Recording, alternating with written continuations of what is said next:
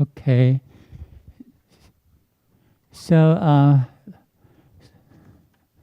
last Tuesday, we have shown the Fourier integral representation of an absolutely integrable function over the whole real line, and is piecewise continuous on any finite subinterval of the real line, and has the left-hand derivative and right-hand derivative at every point in R.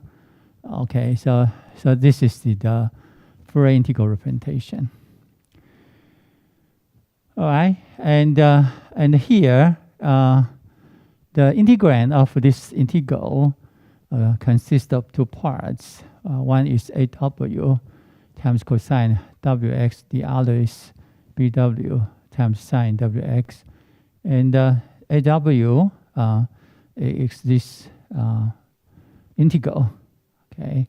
And BW is this integral. And you can see AW and BW are well defined. The things the function f is absolutely integrable over the whole real line. Okay, and as we know, AW and BW are continuous functions. Okay, and as W goes to infinity, AW and BW will go to 0. Okay, go to 0. So that is the property we have. Now we consider some special cases.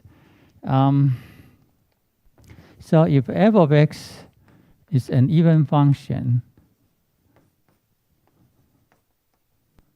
okay? All right, so if f is an even function, then we can see that. So if this is an even function, but because sine is an odd function of u, so that this integrand is an odd function, and this integral will be 0. Okay? All right. And the AW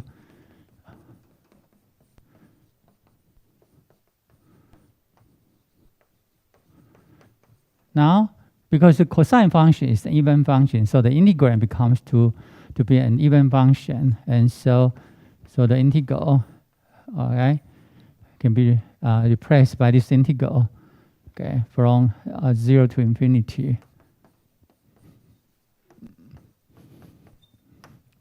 Okay, so this is odd, okay, and here this is an even function. All right, and so in this case, okay, the Fourier integral representation becomes to be, so this is becomes to be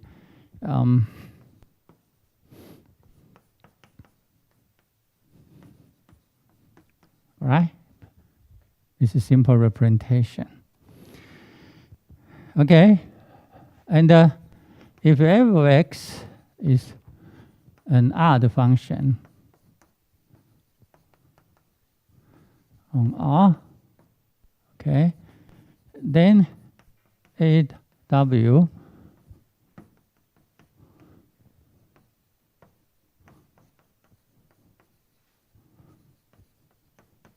now the integrand becomes to be an odd function. So the AW is 0. Okay, and then BW becomes to be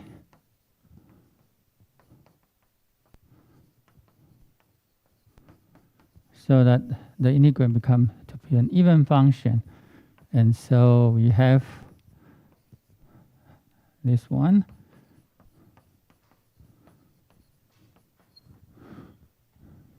Okay. So in this case,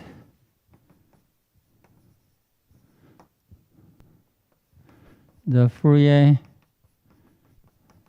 integral representation becomes to be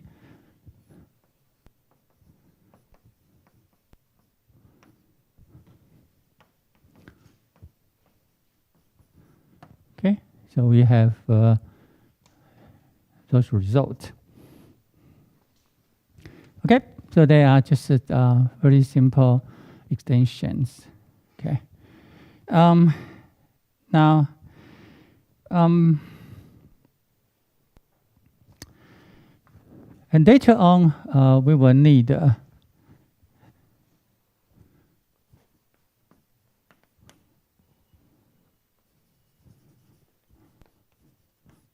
the following theorem of differentiation under integral sign.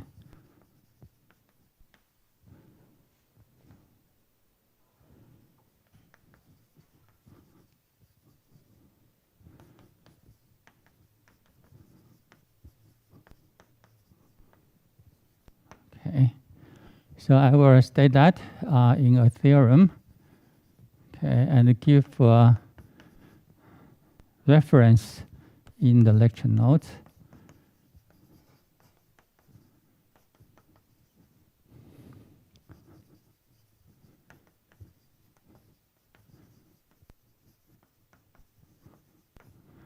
Okay. All right. So now I and j. Okay, there are two subintervals.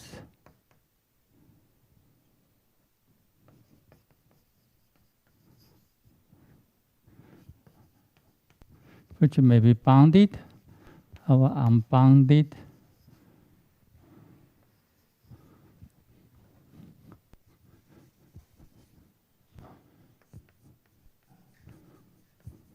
Okay, could be open or closed or half open, half closed.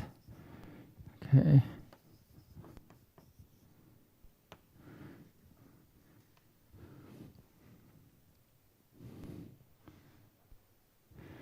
And the f of x, all right, it's a complex over real valued function. Okay, defined on the Cartesian product of I and j, and satisfying the following three properties.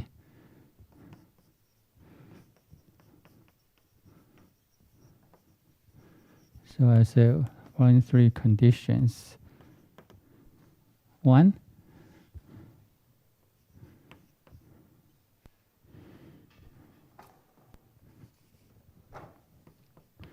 first of all, for each fixed y in the j interval, the function f sub y of x defined on I by the equation that the f sub y of x actually is equal to f of xy. Okay, so if we fix y, then we can define a function on I. Right? So now for fixed y, the function is absolutely integrable over I. Okay. Second, the partial derivative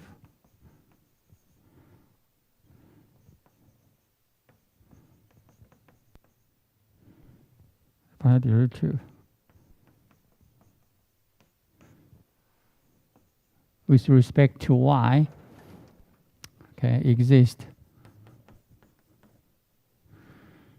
for each point x, y in the Cartesian product I and j. And third one, there is a non-negative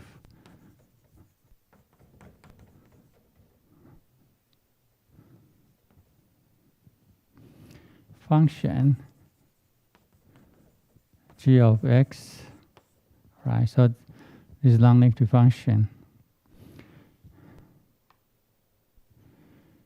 which is absolutely integrable over I, such that the partial derivative with respect to y, right, is upper bounded by g of x for all interior point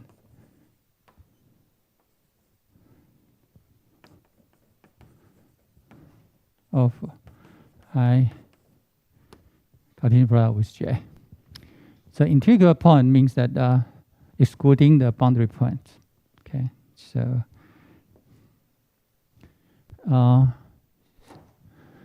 so I think for each interior point, so I'm sorry, I have to say that just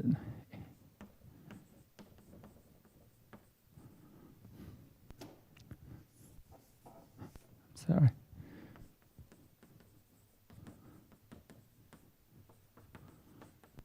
Okay, so we just require that this partial derivative of f of x, y with respect to y exists for each interior point. Okay, so may not be existent for boundary points, but so that would be sufficient enough. Okay, so I have to stress that only interior points are required for the existence of the partial derivative interior point. Okay. Okay. So suppose we have so this function of two variables satisfy these three conditions. Okay, and these three conditions are quite general enough. Okay, so but you have to check. All right, then for each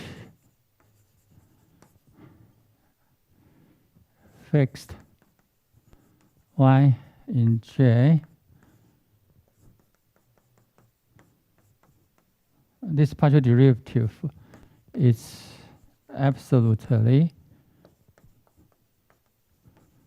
integrable, okay, over I.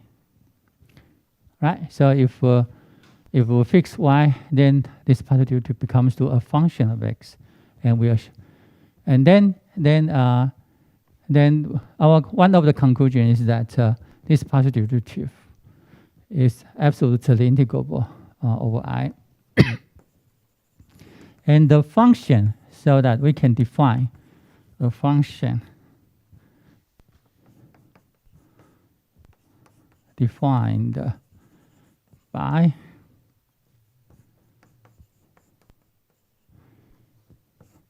this integral.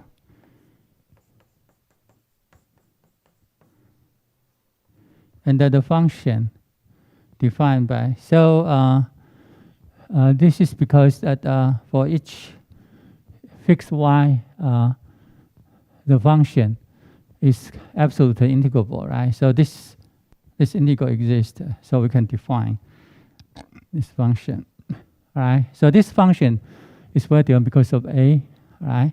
And so this function is differentiable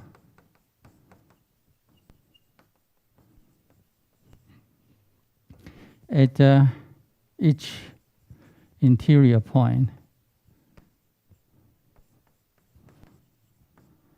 of J.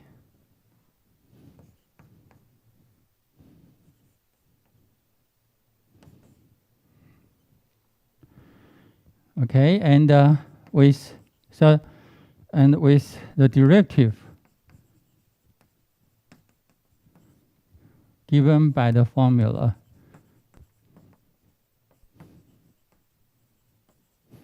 okay, so the derivative of this function, okay, this function, the derivative is given by what? By the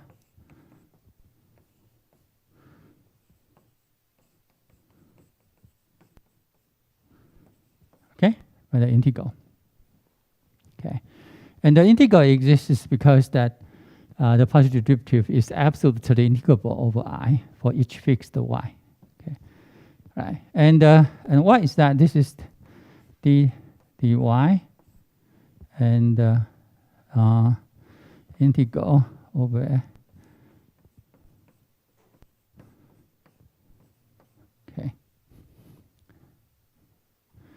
Okay, so you can see that if we want to take the derivative of this integral, then actually we can exchange the order of differentiation and integration. Okay, so we change the order. When we change the order, of course, here this differential operator should be a partial differential operator, because the integrand is a function of two variables. Okay.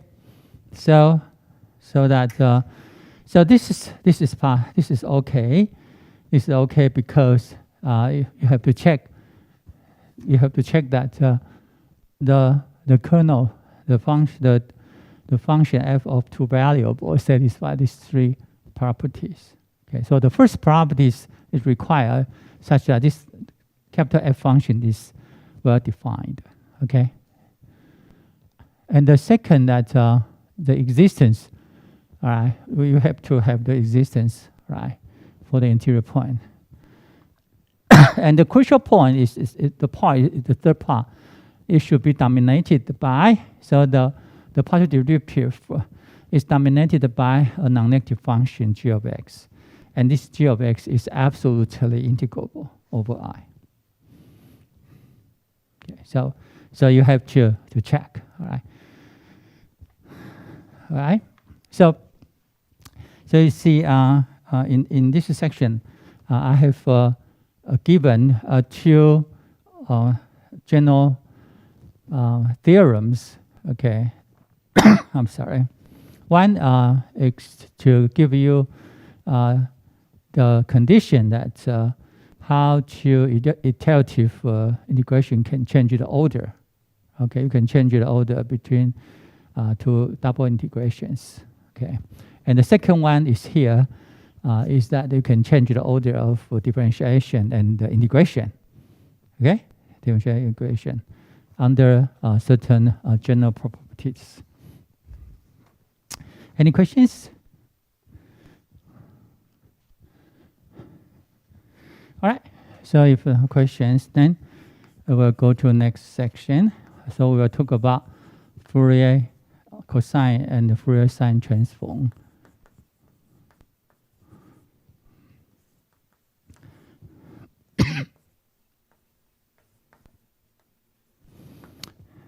Okay.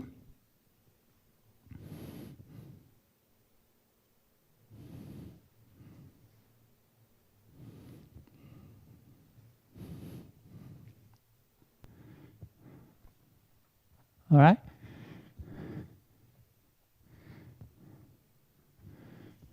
Okay. And this section will relate to our two special cases considered here. So so that this one. So for even functions, so if f is even, then we have, so this is called the Fourier cosine representation.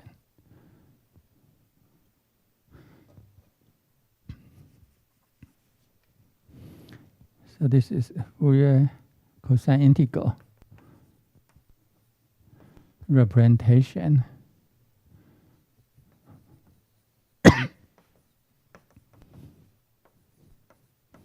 of an even function. And this one is called the Fourier sine integral representation of an odd function. Okay, now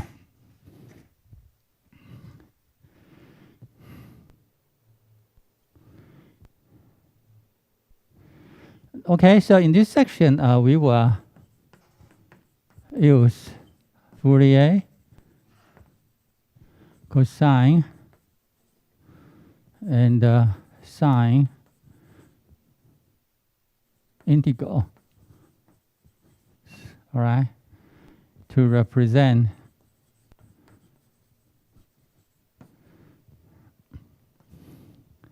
a complex or real valued function, okay, undefined on the positive half axis from 0 to infinity, okay. So now we will, if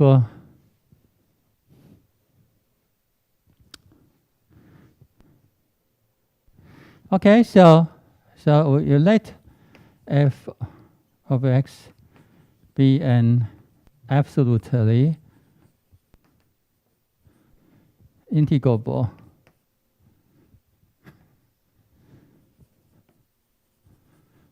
complex or real valued function, okay, on 0 to infinity. So we consider function which depend only on the half semi-infinite interval, okay, so from 0 to infinity. This is quite often to see.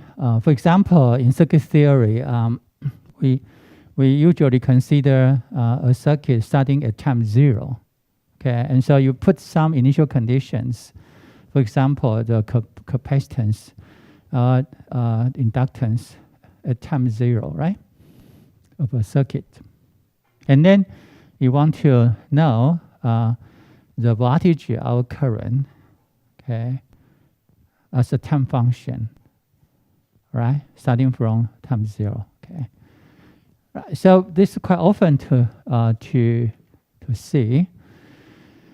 Okay, so just for this one, and which is piecewise continuous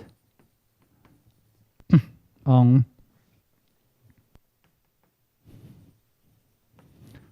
any finite subinterval of 0 to infinity, and has the left-hand derivative and the right-hand derivative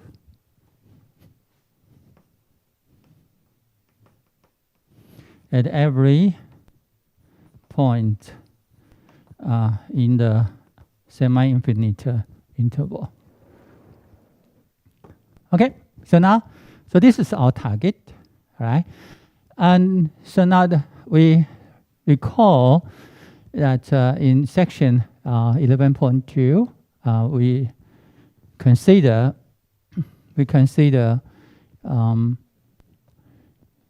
that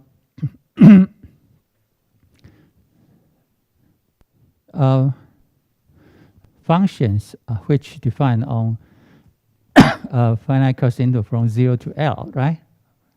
And so we construct an even function and an odd function to represent such functions. So we follow a similar idea. So first we may regard f of x as the right half branch of an even function. Okay, so we define an even function to be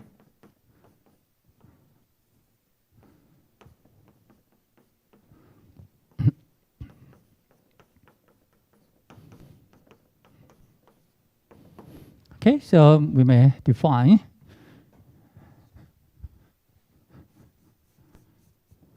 an even function here. So f of x is just the right half branch of an even function. Okay, and then this function should be absolutely integrable over the whole real line,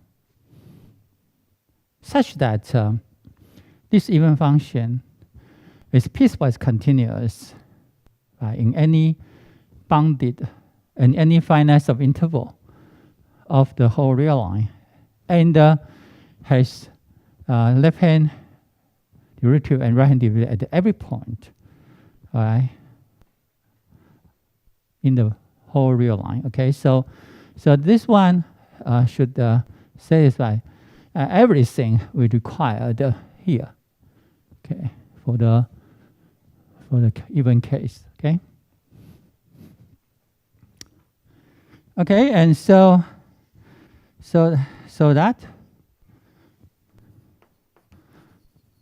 All right. So now we apply what we have derived before here. Okay. So that we have the even function. So we have. So now we have Fourier cosine integral representation.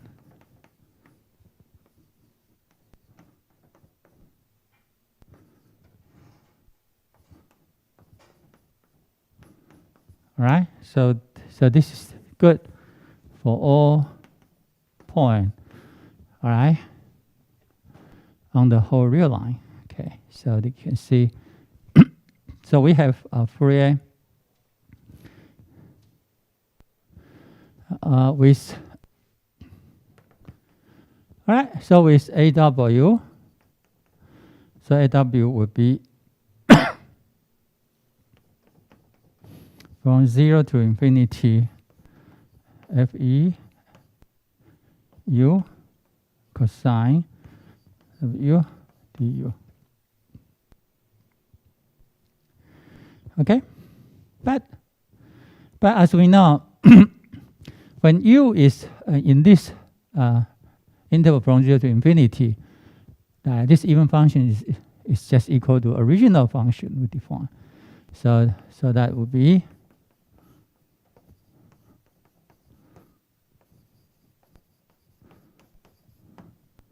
okay.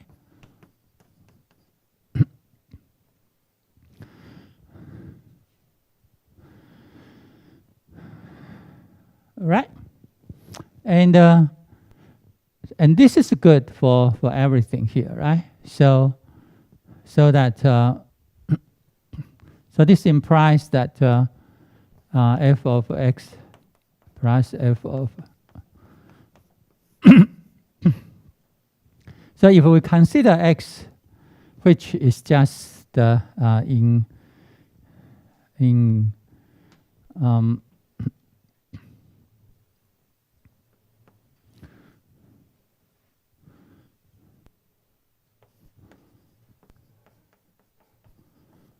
for all x in this half semi-infinite interval, we have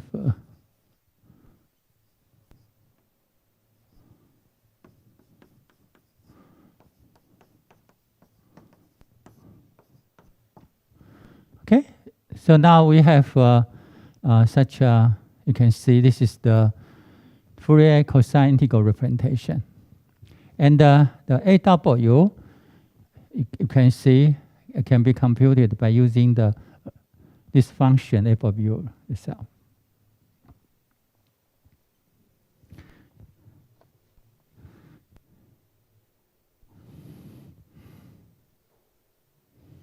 Okay?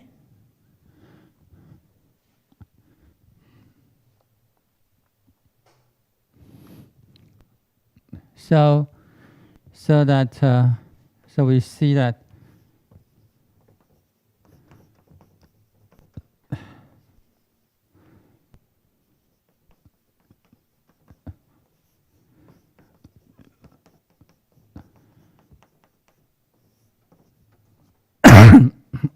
for x greater than 0, and then this is equal to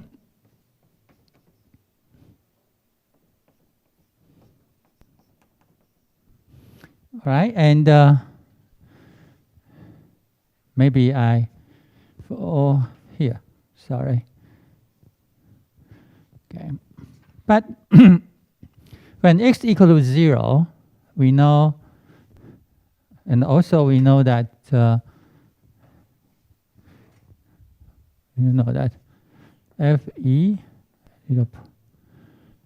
actual Fe 0 plus, and this is f of 0 plus. Okay. This is from the symmetry, and this is from the definition of the even function here. Okay.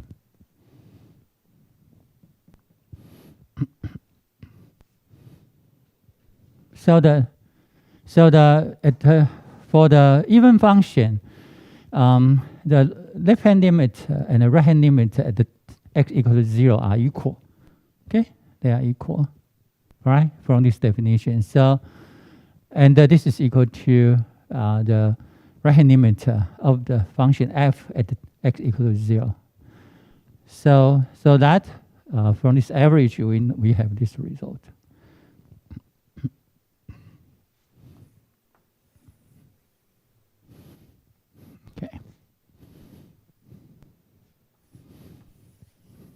Okay, so together we have this representation.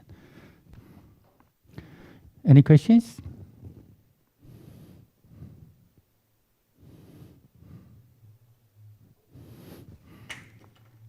Okay, so now we define the definition.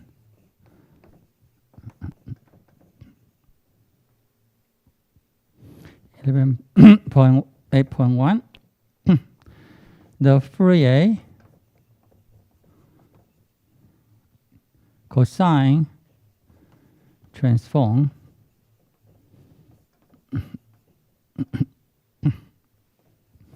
of a complex our real valued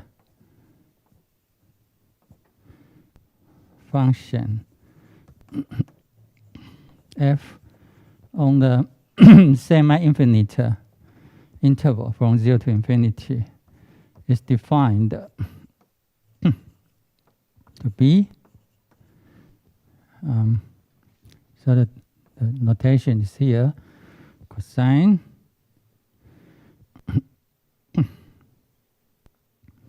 of f. Sometimes we use this notation.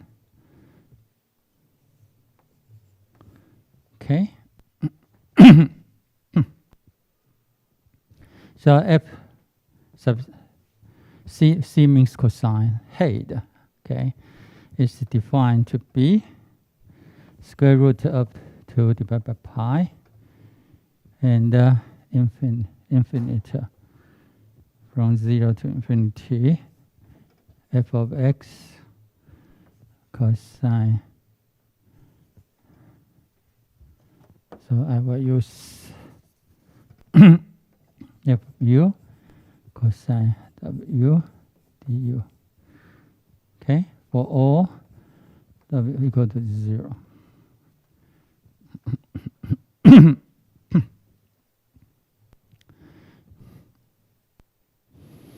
Okay, so the A, you can see that. So what is that? What is the relationship between the Fourier cosine transform of f with respect to AW? Then you can see that this is actually equal to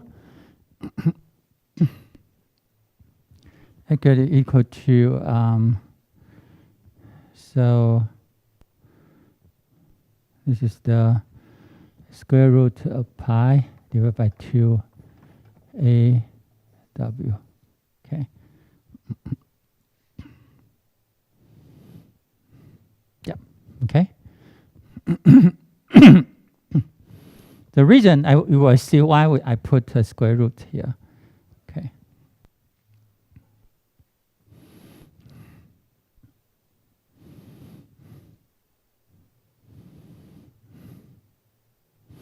And of course, if the function f is absolutely integrable, then Fourier cosine transform exists. Okay, Fourier cosine transform exists.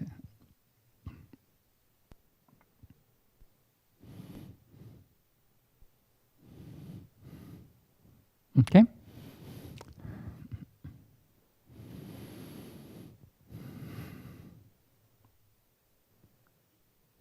Any questions? Yes, please.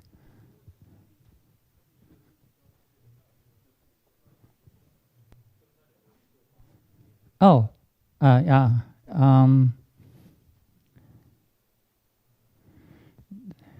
Okay. Yeah, I think I have. I'm sorry. This is incorrect. This is 0 because our. Yeah. Sorry about that. Here. Yeah. I have a typo there. Here. The Fourier integral representation starts from 0. Okay, I'm sorry.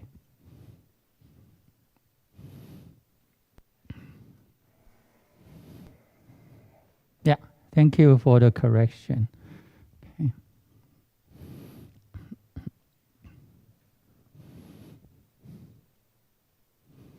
As I said, up to now, W is interpreted as the frequency. So in here, we consider only positive frequencies. Okay. Yeah, sorry. Okay, so that should be 0. Okay. Other questions?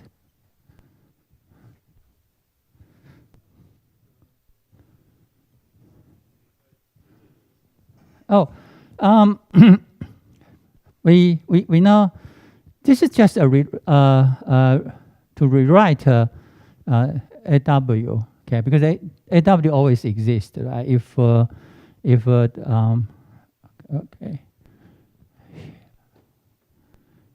Here, if f, the function f is absolutely integrable over the semi-infinite interval, okay, and we represent so this is the representation of our functions by using AW, okay, but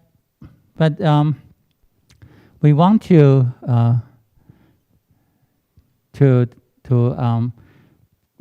okay, through this definition, we will have the so-called Fourier cosine, the inverse Fourier cosine transform, okay, as the representation. So I think this is just a redefinition of AW only, okay, but it has some significance in the literature, okay. So maybe. Okay, so that is for. So at this moment, it's just a restatement of AW to call that to define a new term called the Fourier cosine transformation.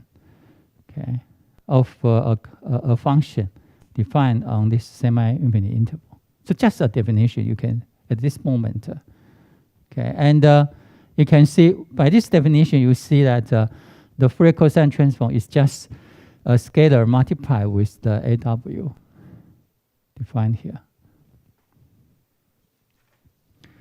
Now with that, then okay.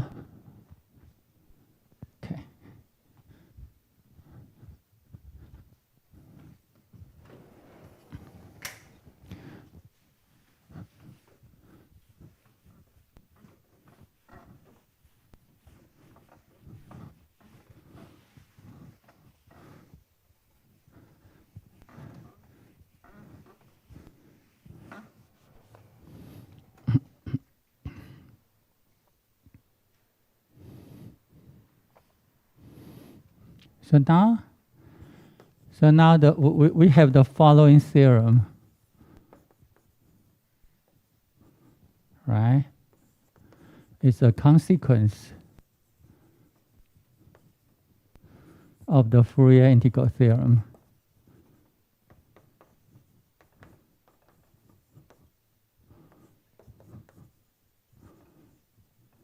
Okay. So we state that here. So we call the existence of inverse Fourier cosine transform.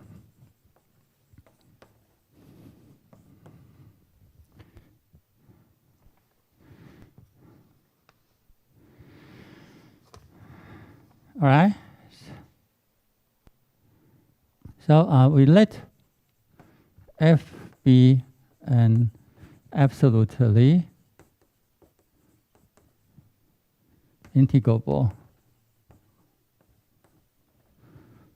complex, our real valued function. Okay, on the semi-infinite interval.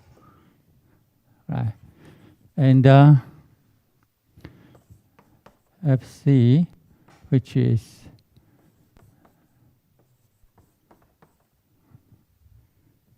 its Fourier cosine transform. Okay, and we know because f is absolutely integrable. So by this definition, that I have to say if exist. I forgot to put it, but the existence of Fourier cosine transform can be guaranteed by the absolute integrability of this function. Okay, so if f is absolutely integrable over this semi-infinite interval, then the Fourier cosine transform will exist. Okay, but of course, if f is not absolutely integrable, it's possible that such a Fourier cosine transform exists. But that there are some special cases for that. Okay, but for us, to consider absolute integrability of f will be sufficient enough. Okay. But to put the definition, I just try to state it in the most general cases. Okay.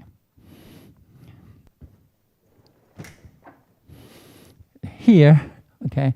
But here, I just say f already to be absolutely integrable, right? So that its Fourier cosine transform exists. Okay, so that this is just its Fourier cosine transform. Okay, so but to have the Fourier integral theorem, we have require. So if f is piecewise, so we need further property about the f. So we require that f is piecewise continuous on any finite subinterval of the semi-infinite interval, and has the left-hand derivative and the right-hand derivative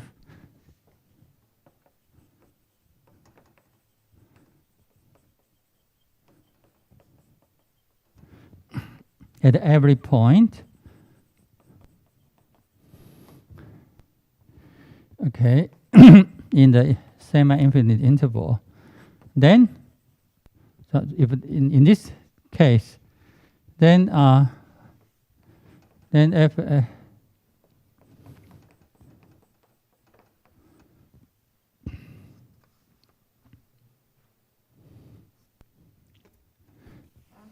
then we will say fx is equal to square root of 2 by pi 0 to infinity fc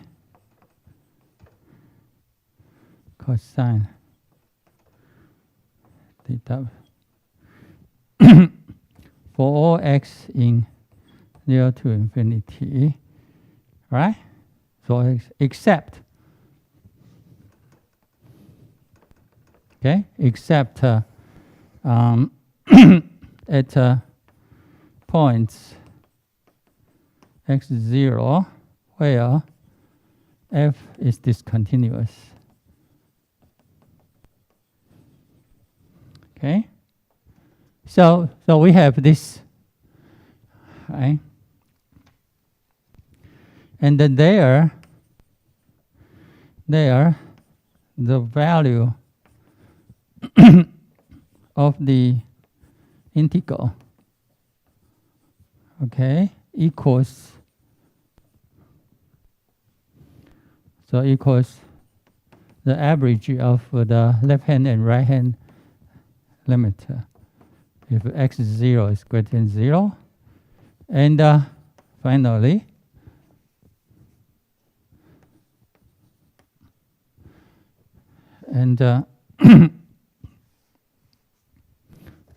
so the value or our f0 plus if x0 is 0. Okay.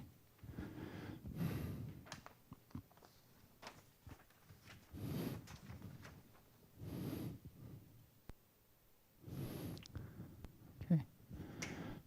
And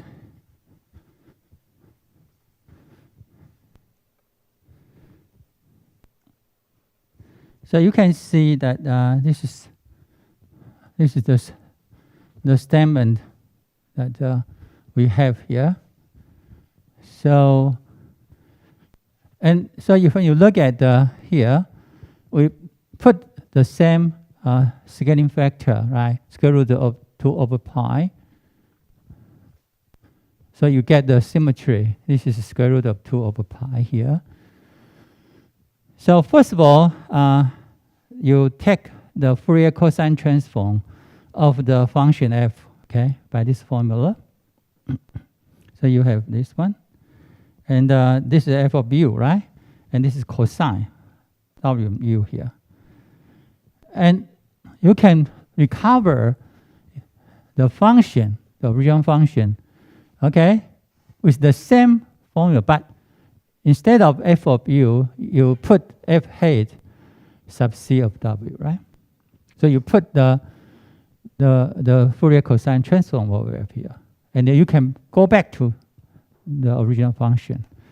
So this one, this integral, will be defined to be the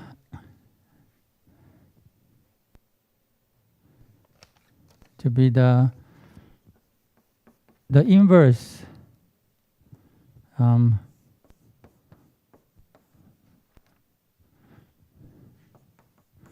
the inverse Fourier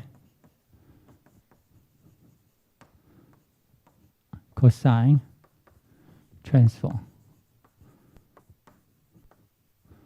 Okay, so you use the inverse Fourier cosine transform to transform the Fourier cosine transform of f back to f. Okay, back to f, and of course that this function is equal to original function when f is continuous at x.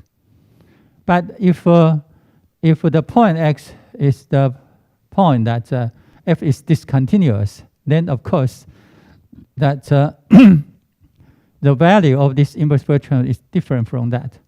But you see from the Fourier integral theorem that this function has value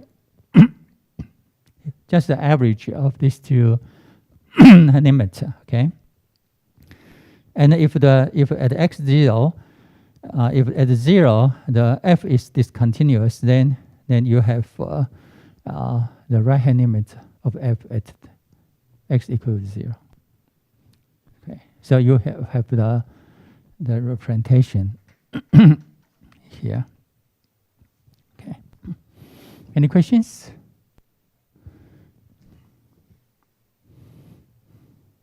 Okay, so now you can see why we put this scaling factor here. Because we want the Fourier cosine transform and the inverse Fourier cosine transform take the same format. Okay, so they have symmetry here. Okay, and and remember that the integral is also from 0 to infinity. Okay, so the integral is 0 to infinity. Yeah. So we have this symmetry here.